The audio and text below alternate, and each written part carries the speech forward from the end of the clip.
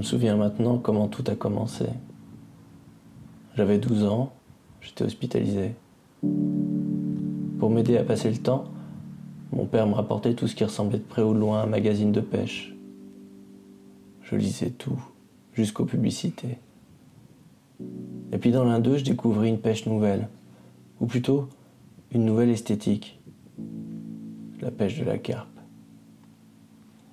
Depuis, je n'ai cessé d'arpenter les berges, de me laisser couvrir par leur nuit brumeuse, parfois douce comme les baisers d'une femme, parfois froide comme un poignard.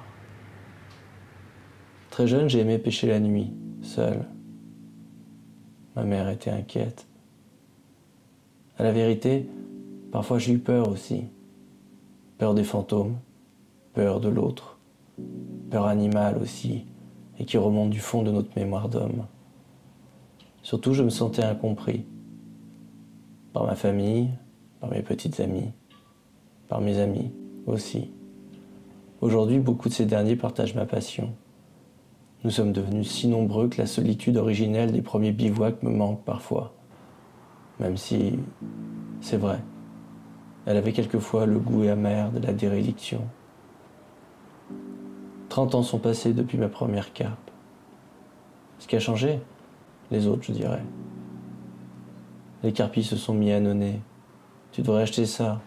Tu dois suivre telle marque à la mode. Moi, j'ai en horreur les rues piétonnes, commerçantes, fourmillantes, navrantes. Je les hais surtout quand elles sont insistantes.